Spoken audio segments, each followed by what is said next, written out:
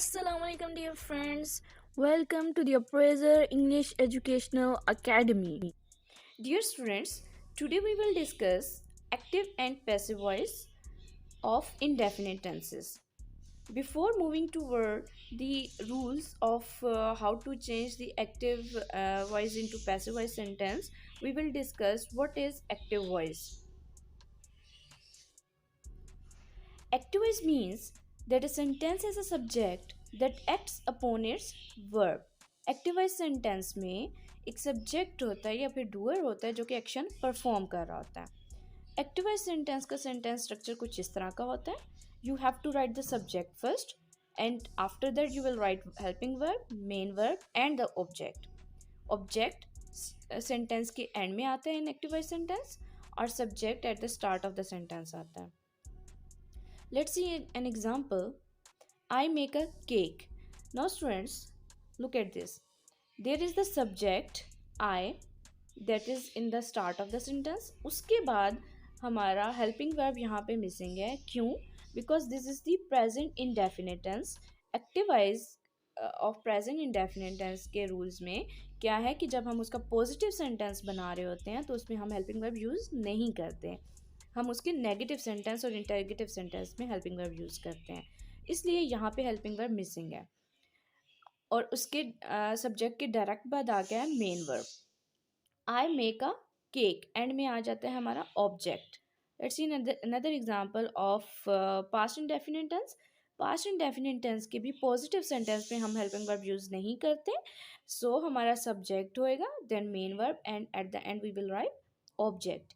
The children ate the cake, subject at the start of the sentence, दरम्यान में आ गया हमारा है main verb that is ate और सेकेंड फॉर्म है इसकी क्योंकि हम पास्ट इंडेफिनिट टेंस में सेकेंड फॉर्म यूज़ करते हैं और आखिर में आ गया हमारा the object that is cake. Let's discuss passive voice.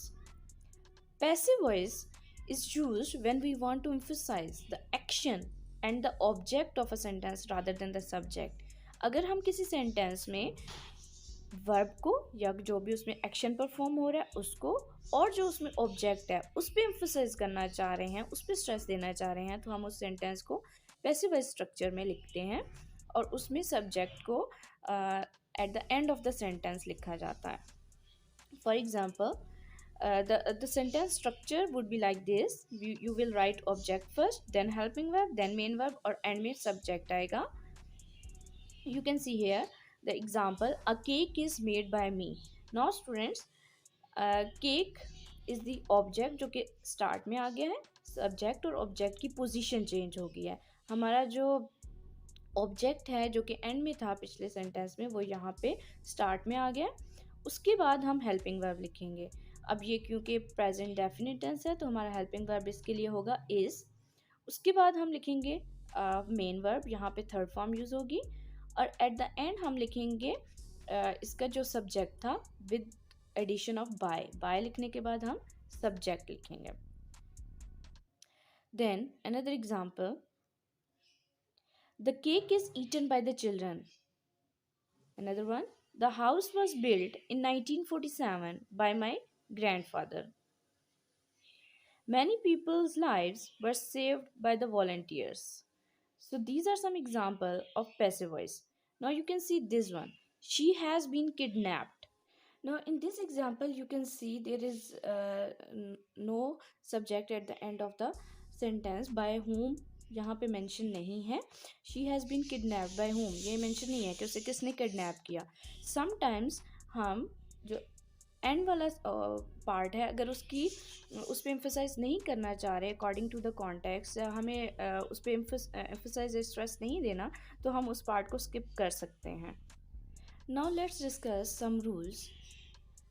when we are going to convert the active voice into passive voice या हम passive voice बना रहे होते हैं तो हमें सबसे पहले क्या करना होता है कि हमें जो हमारा सेंटेंस स्ट्रक्चर है उसमें कुछ चेंजेस करनी होती हैं एंड सब्जेक्ट की जो पोजीशन है हम उसे चेंज करते हैं और सब्जेक्ट को ऑब्जेक्ट की जगह पे ले जाते हैं। इसी तरह ऑब्जेक्ट की पोजीशन चेंज होगी, सब्जेक्ट की जगह पे आ जाती हैं। Another rule is that we use form of verb. कोई भी टेंस है हम उसमें उसके पैसिवाइज बनाते हुए हमेशा third form of verb use करते हैं. Another rule is use of by. ये मैंडेटरी नहीं है, हम according to the situation, according to the context by का यूज़ करते हैं. समटाइम्स हम इसको स्किप कर देते हैं. Helping verb. हेल्पिंग वर्ब इसमें यूज़ होता है अकॉर्डिंग टू द टेंस. जो भी टेंस हम जिस टेंस में हमारा सेंटेंस है उसके उसके अकॉर्डिंग हमें इसका हेल्पिंग वर्ब यूज़ करना होता है. So these are some rules. ये कुछ चीज़ें हैं, कुछ चेंजेस हैं जो कि हमें याद रखनी होती है जब हम एक्टिव वाइज को पैसिव वाइज में कन्वर्ट कर रहे होते हैं या फिर हम पैसिव वाइज को एक्टिव वाइज में कन्वर्ट कर रहे होते हैं. तो इन चीज़ों को माइंड में रखना होता है. Now, let's discuss the rules of activize and passivize of present, past, and future indefinite tenses. Now, you can see in the present tense. Let's discuss the present tense first. Present indefinite tense का जब हम activize बना रहे होते हैं तो तब कौन सा हेल्पिंग वर्ब यूज़ होता है? डू और डज. और अगेन डू और डज हम कब यूज़ करते हैं? जब हम इंटरोगेटिव और नेगेटिव बना रहे होते हैं. इन द पॉजिटिव सेंटेंस हम डू और डज यूज़ नहीं करते, हम हेल्पिंग वर्ब यूज़ नहीं करते, हम simple first form of verb use करते हैं. और अगर हमारा सब्जेक्ट सिंगुलर है तो हम उसके साथ एस या ई एस ऐड कर देते हैं. Now you can see the example. We love our country. You can see the structure. सबसे पहले सब्जेक्ट आ गया we love our country. Love is the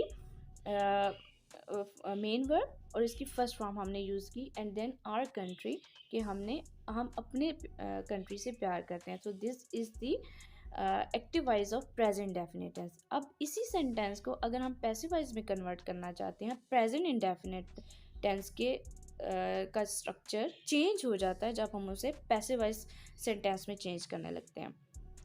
you can सी क्या हमें चेंज करना होगा. सबसे पहले हमने हेल्पिंग वर्ब को माइंड में रखना है कि हेल्पिंग वर्ब चेंज करना है. प्रेजेंट डेफिनेट टेंस में हमारा डू और डज हेल्पिंग वर्ब यूज़ होता है लेकिन नेगेटिव और इंटरोगेटिव में यूज़ होता है. लेकिन जब हम प्रेजेंट डेफिनेट टेंस का पैसिव वॉइस बना रहे होते हैं तो उसमें जब हम हेल्पिंग वर्ब यूज़ करते हैं वो होता है is are am according to the subject. अगर हमारा सब्जेक्ट सिंगुलर है तो हम उसमें हेल्पिंग वर्ब यूज़ करेंगे इज़. अगर हमारा सब्जेक्ट प्लूरल है तो हम आर यूज़ करेंगे और आई के साथ एम यूज़ करेंगे. लेकिन फॉर्म ऑफ वर्ब हमेशा हम यूज़ करते हैं थर्ड फॉर्म ऑफ वर्ब. अब इसका स्ट्रक्चर देखिए. यहाँ पे जब हम एक्टिवाइज बना रहे थे तो कंट्री एंड में था जो कि एज ऑब्जेक्ट था. जब हम इसको पैसिवाइज में कन्वर्ट करेंगे तो आर कंट्री स्टार्ट में आ जाएगा, एज अ सब्जेक्ट हो जाएगा, सब्जेक्ट की प्लेस पे आ जाएगा. और उसके बाद हमने लिखना है हेल्पिंग वर्ब. अब helping verb country is the singular subject तो हमने इसमें हेल्पिंग वर्ब इज़ यूज़ किया. उसके बाद हमारा आ जाता है मेन वर्ब. यहाँ देखिए इन एक्टिव वाइज हमारा मेन वर्ब फर्स्ट फॉर्म थी लेकिन जब हम उसे पैसिव वाइज में कन्वर्ट करेंगे तो we will use the third form. और उसके बाद आ जाएगा हम जो एंडिंग पार्ट है बाय लिखेंगे और अस लिखेंगे. अस क्योंकि यहाँ पे वी था एज सब्जेक्ट, जब हम उसे एंड पे ले जाएंगे तो हमें उसे ऑब्जेक्टिव फॉर्म में चेंज करना होगा. वी चेंज हो जाएगा अस में. Clear. Now let's discuss the past indefinite tense. उसमें कौन से हेल्पिंग वर्ब यूज़ होंगे और क्या चेंजेस आएंगे. Now you can see in the past tense हम यूज़ करते हैं did as the helping verb. लेकिन अगेन जिस तरह प्रेजेंट इंडेफिनिट टेंस में डू और डज हम सिंपल सेंटेंस में यूज़ नहीं करते बल्कि नेगेटिव इंटरोगेटिव में करते हैं, इसी तरह पास्ट इंडेफिनिट टेंस में भी डिड नेगेटिव इंटरोगेटिव में यूज़ होगा. और जब हम पास्ट इंडेफिनिट टेंस का सिंपल सेंटेंस बना रहे होते हैं जो एक्टिवाइज होता है तो उसमें हम second form of verb use करते हैं. लेकिन जब हम उसका नेगेटिव इंटरोगेटिव बना रहे होते हैं जिसमें हमने डिड यूज़ किया हुआ होता है तो उस केस में हमारे form of verb first use होगी. तो इसमें फर्स्ट और सेकंड दोनों फॉर्म ऑफ वर्ब यूज़ होती हैं. Second form of verb use होगी प्रेजेंट का जो सिंपल प्रेजेंट पास्ट इंडेफिनिट का जो सिंपल स्ट्रक्चर है वो बनाते हुए. लेकिन जब हम नेगेटिव इंटरोगेटिव बना रहे होंगे तो हमें फर्स्ट फॉर्म यूज़ करनी होगी. अब यहाँ पे देखें why did you tell a lie. Why did you tell a lie. अब इसको हम कैसे कन्वर्ट करेंगे. ये देखिए इसमें हमने जो हेल्पिंग वर्ब यूज़ किया वो डिड यूज़ किया और उसके बाद हमने जो फॉर्म ऑफ वर्ब यूज़ किया वो फर्स्ट यूज़ किया और एंड में हमने इसका ऑब्जेक्ट लिखा है दैट इज़ द लाई. और जब हम इसको पास्ट इंडेफिनिट टेंस को पैसिव वॉइस में कन्वर्ट करेंगे तो हमारा हेल्पिंग वर्ब उसके लिए यूज़ होगा वाज और were according to the subject. Singular subject के साथ होगा वाज और प्लूरल सब्जेक्ट के साथ होगा वर. फॉर्म ऑफ वर्ब अगेन इसमें भी थर्ड फॉर्म यूज़ होगी। स्टूडेंट्स याद रखना है कि इन पैसिव वॉइस सेंटेंस कोई भी टेंस हो, हमारी फॉर्म ऑफ वर्ब हमेशा थर्ड यूज़ होती है। एग्जाम्पल देखिए हम कि हम इसको एक्टिव वॉइस को पैसिव वॉइस में कैसे कन्वर्ट करेंगे। हमें वाई को जो हमारा क्वेश्चन वर्ड है उसको हमने एज इट इज़ लिखना है, एंड देन डिड की जगह जो कि एक्टिव वॉइस में यूज़ हुआ था डिड, उसकी जगह हमने वॉज यूज़ करना है, क्यों according to the subject here. यहाँ पे ये क्या आ गया है, लाई। लाई के अकॉर्डिंग हमने इसमें वॉज लिखा है, lie is a singular. Why was a lie, और उसके बाद हमने हेल्पिंग फॉर्म ऑफ वर्ब लिखनी है। हमारी फॉर्म ऑफ वर्ब थर्ड है, टेल की थर्ड फॉर्म इज टोल्ड, तो यहाँ पे हमारा आ जाएगा टोल्ड, और एंड में हम लिखेंगे बाय यू, जो कि हमारा यहाँ पे सब्जेक्ट था, जो वो एंड में उसकी पोजीशन चेंज होगी और वो एंड में चला जाएगा। Clear? Now let's discuss the future indefinite tense. उसका एक्टिव वॉइस बनाते हुए हम हेल्पिंग वर्ब यूज़ करते हैं विल और शैल। ठीक है, विल और shall according to the subject. और फॉर्म ऑफ वर्ब इसमें हम यूज़ करते हैं first form of verb. Example देखिए, I shall learn my lesson. I shall, I subject है, देन हमारा हेल्पिंग वर्ब आ गया, देन मेन वर्ब, और उसके बाद एंड में आ गया हमारा object that is my lesson. इसको जब हम पैसिव वॉइस में कन्वर्ट करेंगे तो हमारा हेल्पिंग वर्ब चेंज हो जाएगा विल बी और शैल बी में। अगर हमने एक्टिव वॉइस में विल यूज़ किया हुआ है तो हमें विल बी करना है अकॉर्डिंग टू द सब्जेक्ट। जब हमारी पोजीशन चेंज होती है सब्जेक्ट की ऑब्जेक्ट की जगह और ऑब्जेक्ट की सब्जेक्ट की जगह, तो उसके अकॉर्डिंग हमने उसका हेल्पिंग वर्ब देखना होता है।